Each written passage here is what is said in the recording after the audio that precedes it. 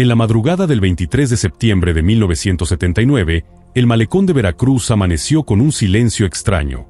El mar seguía golpeando el muro con la misma cadencia de siempre, pero faltaba una figura conocida, la de María de los Ángeles Cruz, la maestra de primaria que cada noche caminaba sola, con un rebozo color vino y una bolsa de piel gastada. Ese domingo, en lugar de ella, unos pescadores encontraron únicamente su rebozo y sus sandalias, acomodados con demasiado cuidado junto al barandal húmedo. Desde ese momento, el puerto dejó de sentirse seguro. En la ciudad, todos la conocían como la maestra Ángeles. Tenía 36 años, el cabello negro recogido en un chongo sencillo y una forma de hablar pausada que hacía que hasta el niño más inquieto se quedara callado. Daba clases en la escuela primaria Benito Juárez, en una colonia popular cerca del puerto, donde los salones olían a gis, sudor infantil y mar salado. Vivía con su mamá, doña Conchita, en una casa modesta de fachada verde, ya muy despintada por el sol. Su papá había muerto temprano, y ella era el sostén. Su rutina era tan predecible que muchos la daban por sentada. Por las mañanas salía temprano, con falda recta, blusa perfectamente planchada y un morral lleno de cuadernos maltratados. Después de la jornada, compraba pan dulce en la tienda de la esquina para su mamá y, algunas tardes, se detenía en la iglesia de Nuestra Señora del Carmen a encender una vela por sus alumnos enfermos. Por las noches, cuando el calor lo permitía, bajaba al malecón a caminar, su único lujo constante. Ahí, frente al agua oscura, decía que ordenaba mejor sus pensamientos. La noche anterior a su desaparición, varios vecinos la vieron salir de su casa alrededor de las 8:30, ya oscuro, con el rebozo color vino sobre los hombros. Doña Conchita recordaría después que su hija dudó unos segundos en la puerta, como si algo la inquietara, y luego le dijo que no tardaba, que solo iba a despejar la cabeza. En la radio sonaba una balada de Camilo Sesto y los ventiladores zumbaban, vencidos por la humedad pegajosa del puerto. En la calle, algún vecino gritó un buenas noches que ella apenas respondió. El malecón, a esa hora, era un escenario de contrastes. De un lado, familias comiendo elotes y raspados. Del otro, marinos bebiendo cerveza frente a cantinas de luces amarillas, donde la cumbia se mezclaba con risas y discusiones. Había parejas tomándose de la mano, vendedores ambulantes ofreciendo cacahuates y niños corriendo detrás de globos. Entre todos ellos caminó María, sencilla, discreta, saludando con la cabeza a quien la reconocía, sin imaginar que para muchos sería la última vez que verían su silueta. El viento le levantaba el rebozo, y ella lo ajustaba distraída. Los pescadores que encontraron sus cosas habían salido a trabajar antes del amanecer, como siempre. Eran hombres acostumbrados a ver de todo en el mar, cuerpos hinchados por la marea, botellas con mensajes, animales muertos arrastrados por la corriente. Pero esa madrugada, lo que les llamó la atención no fue algo que trajera el agua, sino lo que descansaba, cuidadosamente doblado, sobre el barandal frío. El rebozo y, a unos metros, las sandalias alineadas, como esperando unos pies que nunca regresarían. Uno de ellos, don Toño, sintió un escalofrío y decidió avisar de inmediato. Cuando la noticia llegó a la casa de la maestra, doña Conchita se negó a creer que su hija hubiera saltado al mar. Ángeles no es de esas, repetía, apretando un rosario con las manos temblorosas mientras miraba la puerta, esperando oír la llave. Sus hermanas, que vivían en colonias cercanas, corrieron a acompañarla, y en cuestión de horas el pasillo se llenó de vecinas ofreciendo café y palabras de consuelo. Bajo los murmullos piadosos, ya empezaban a surgir las preguntas incómodas que nadie quería pronunciar en voz alta. Al menos no frente a la familia. La policía municipal llegó con la parsimonia típica de la época, cuando las desapariciones de adultos se veían más como asuntos privados que como posibles delitos. Un comandante de bigote grueso y camisa desabotonada tomó notas en una libreta arrugada mientras fumaba sin prisa. Preguntó si la maestra tenía novio, si tomaba medicinas, si había tenido algún problema de nervios. Al escuchar que era soltera, religiosa y dedicada al magisterio, murmuró algo sobre mujeres que se cansan de todo y se tiran al agua. Nadie le oyó preguntar si alguien querría hacerle daño esa noche. Sin embargo, al revisar la recámara de María, los agentes encontraron algo que no encajaba con la idea de un impulso desesperado. En el buró, junto a un misal desgastado y una foto de generación, había varias hojas mecanografiadas con copias de cartas dirigidas al sindicato de maestros. En ellas denunciaba irregularidades en el manejo de cuotas, amenazas veladas contra quienes se quejaban y la presión de un representante, Arturo Medina, para que firmaran documentos sin leerlos. Eran cartas nunca enviadas, llenas de tachaduras y manchas de café. Parecía que llevaba tiempo preparando una denuncia seria. Los padres de familia de la escuela Benito Juárez fueron los primeros en rechazar la versión de un suicidio. Habían visto a la maestra quedarse después de clases, darles de comer a niños sin desayuno, acompañar a madres golpeadas a hablar con un sacerdote y mediar en pleitos de pareja. Una mujer así, decían, no desaparece nomás porque sí.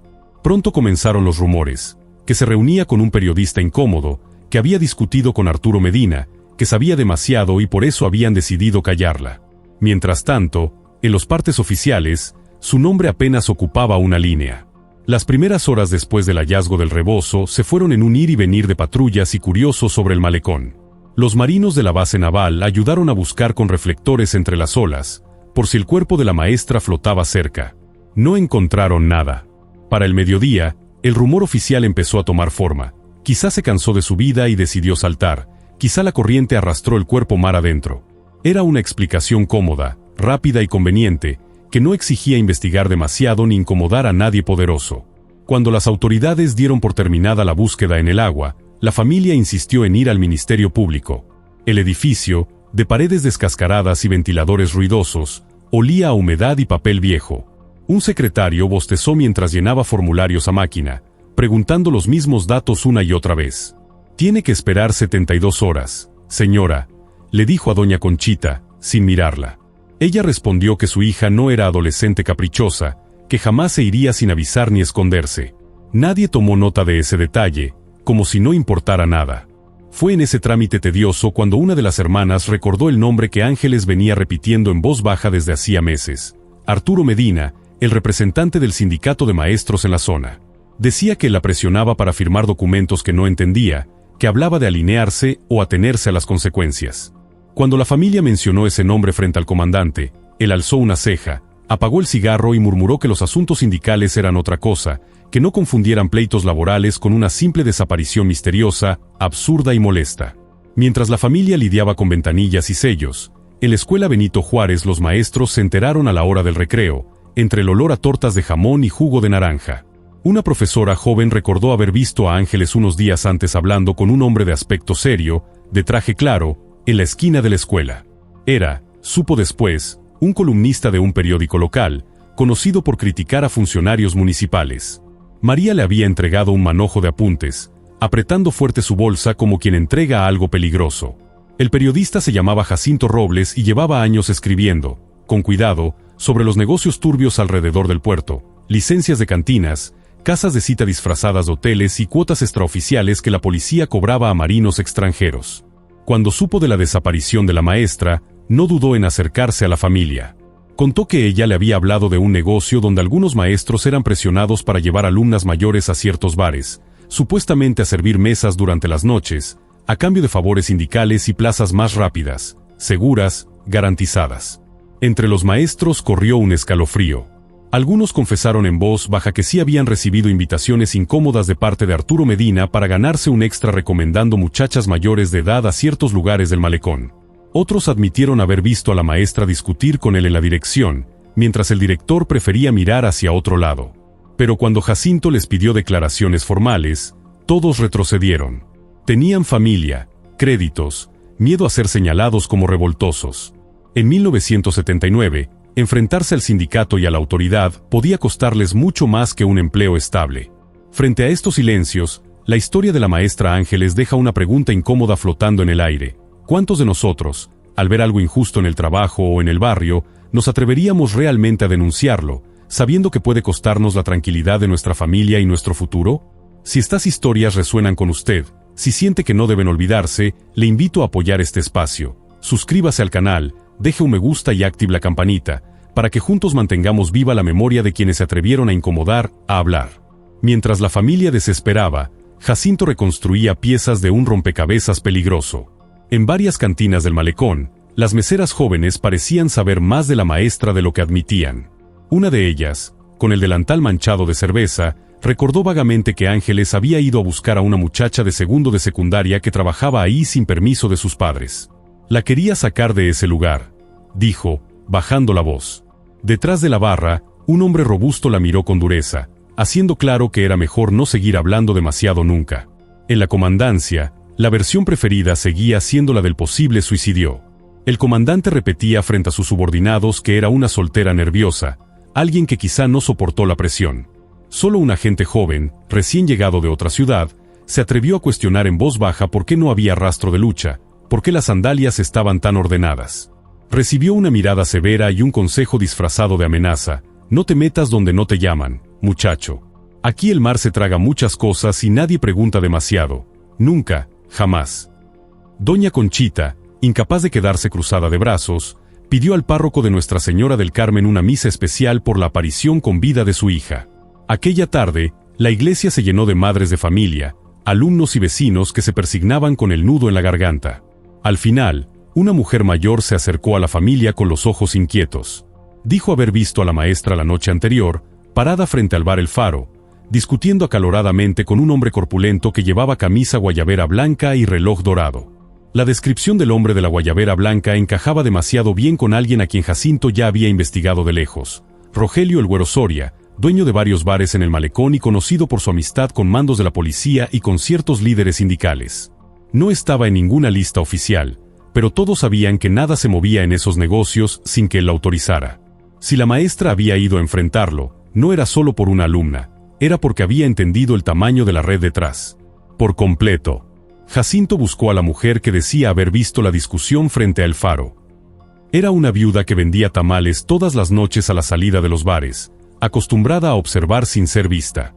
Sentada en una silla de plástico, contó que la maestra llegó sola, apretando la bolsa contra el pecho, y que el hombre de la guayabera se le acercó furioso, casi pegado a su cara. Alcanzó a oír palabras sueltas: denuncia, muchachas, dinero, no sabes con quién te metes. Después, ella decidió apartar la mirada, por miedo. La viuda aseguró que, minutos después, vio a dos hombres más salir del bar y colocarse a cierta distancia, como formando un círculo invisible alrededor de la maestra. No vio golpes ni forcejeos, pero el tono de la conversación cambió. Ángeles movía las manos, como quien suplica y afirma al mismo tiempo, mientras Rogelio parecía hablarle cada vez más cerca, casi susurrando. De pronto, una patrulla pasó despacio por la calle, y uno de los hombres levantó la mano en un saludo rápido: cómplice. La unidad siguió su camino sin detenerse jamás.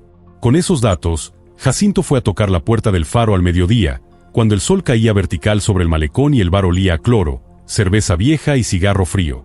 Un mesero de rostro cansado intentó cerrarle la puerta en la cara, pero le alcanzó a decir el nombre de la maestra en voz alta. Durante unos segundos, el hombre lo miró, desconcertado. Luego adoptó la expresión vacía de quien ha aprendido a no recordar nada. Aquí no vino ninguna maestra, señor. Usted está confundido, repitió, como si leyera. Esa misma tarde, Jacinto llevó su información al Ministerio Público, esperando que los nuevos datos obligaran a las autoridades a abrir una investigación seria. El agente del turno escuchó en silencio, jugando con un llavero metálico, hasta que el periodista mencionó el nombre de Rogelio el Güero Soria. Ahí cambió el ambiente. El funcionario dejó de escribir, se recargó en la silla y preguntó, con tono suave pero firme, si Jacinto estaba dispuesto a firmar todo eso por escrito y asumir las consecuencias. No lo dijo, pero la advertencia se entendía perfectamente. En el barrio de la maestra, mientras tanto, el miedo se mezclaba con la rabia.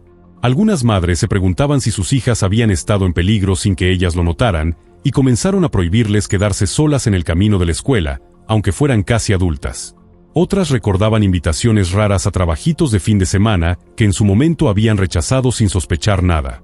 En la esquina, los hombres opinaban desde la banqueta, culpando a la maestra por meterse donde no le llamaban y a las mujeres por salir tanto, como siempre. La tensión alcanzó otro nivel cuando Arturo Medina apareció en la escuela Benito Juárez, con su maletín negro y su sonrisa de dientes muy blancos. Reunió al personal en la dirección y habló de la desaparición como de una tragedia lamentable, pero advirtió que no permitiría que se manchara el nombre del sindicato con chismes y acusaciones irresponsables. Dijo que en momentos así había que estar unidos, que los enemigos del magisterio se aprovechaban de la confusión, que era mejor no hablar con periodistas.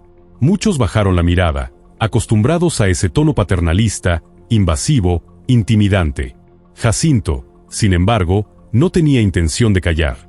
Publicó una primera nota en el periódico, sin mencionar todavía nombres, describiendo el caso de una maestra desaparecida tras intentar rescatar a alumnas de cantinas en el Malecón. Señaló la posible existencia de una red de prostitución tolerada por autoridades y sindicatos. El editor, nervioso, Aceptó imprimirla, pero al día siguiente recibió llamadas incómodas de oficinas municipales. Era el precio de incomodar a algunos. Una semana después, un anuncio gubernamental que representaba buena parte de los ingresos del diario fue cancelado, sin explicación clara, fría, directa, humillante. Poco a poco, el caso dejó de ser solo un dolor íntimo de una familia para convertirse en un tema incómodo en los cafés del centro, en las colas del mercado, en las pláticas después de misa. Algunos defendían la teoría del suicidio, apoyándose en el hallazgo del rebozo. Otros, sobre todo mujeres, decían que conocían el carácter de Ángeles, su fe, su paciencia, su terquedad para defender a los niños. Para ellas, pensar que se había rendido voluntariamente era casi ofensivo. Pero el tiempo pasaba, y el cuerpo seguía sin aparecer, ausente. El joven agente de policía que había dudado de la versión oficial no podía quitarse la imagen de las sandalias alineadas de la cabeza.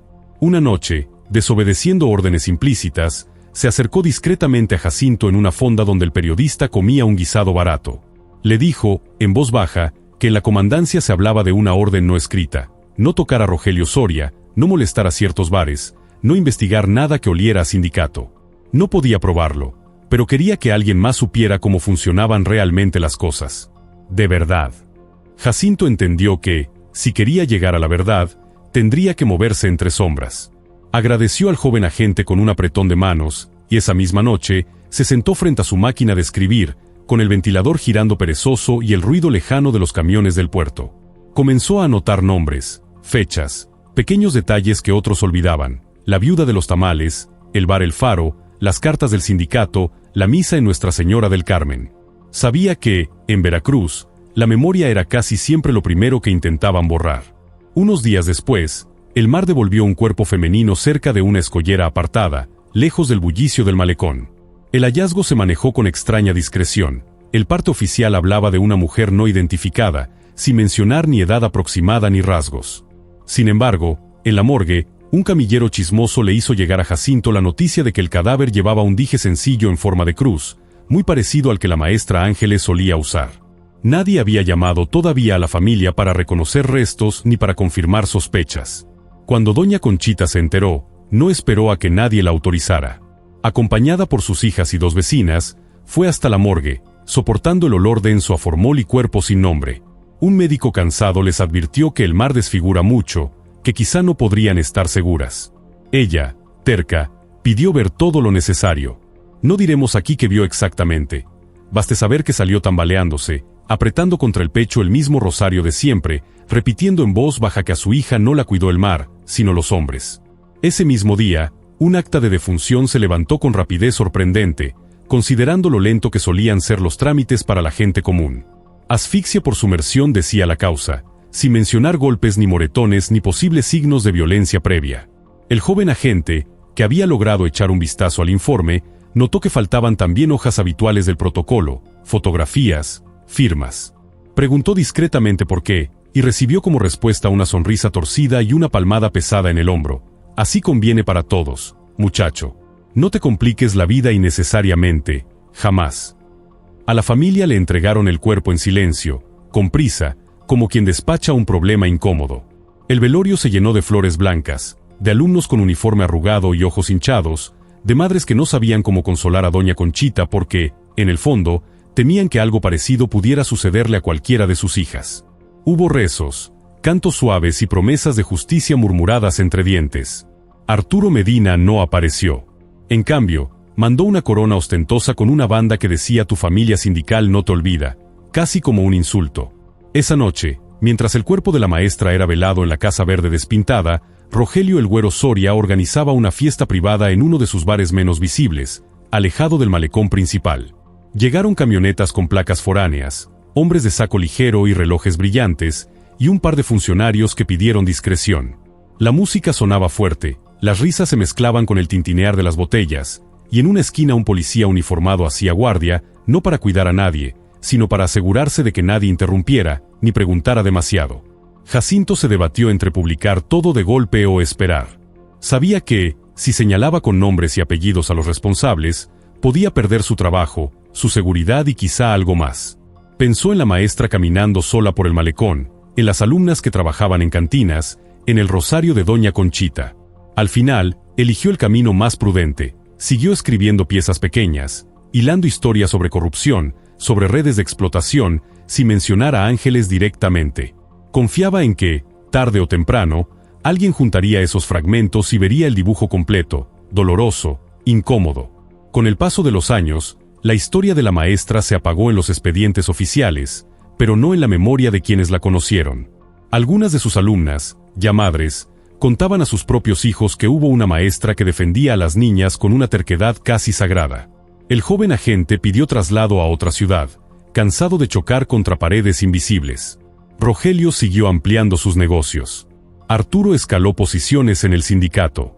Veracruz cambió de anuncios luminosos, de música, de moda, pero ciertas formas de miedo siguieron intactas. A veces, cuando hablamos de estos casos, es fácil culpar solo a los hombres de la guayabera blanca, a los jefes visibles, a los nombres que aparecen en la conversación. Pero la verdad es más incómoda. También hubo quienes vieron, escucharon y eligieron callar, quienes prefirieron cuidar un puesto, una plaza, una relación. ¿Quién carga entonces con la culpa más pesada? ¿El que da la orden, el que ejecuta o el que mira hacia otro lado? Quizá, al mirar estas historias, también nos miramos a nosotros mismos, sin evasiones posibles, al menos en la conciencia. Hoy, tantos años después, el caso de la maestra María de los Ángeles Cruz sigue siendo, para muchos en Veracruz, una herida que nunca se cerró del todo, aunque el expediente se haya archivado como un simple ahogamiento accidental. ¿Y usted, después de escuchar su historia, cree que fue un suicidio, un asesinato encubierto o el resultado de una cadena de silencios cobardes? Cuéntenos en los comentarios qué piensa, suscríbase al canal, deje su like y active las notificaciones, para que estas historias no se pierdan en el ruido ni en el olvido.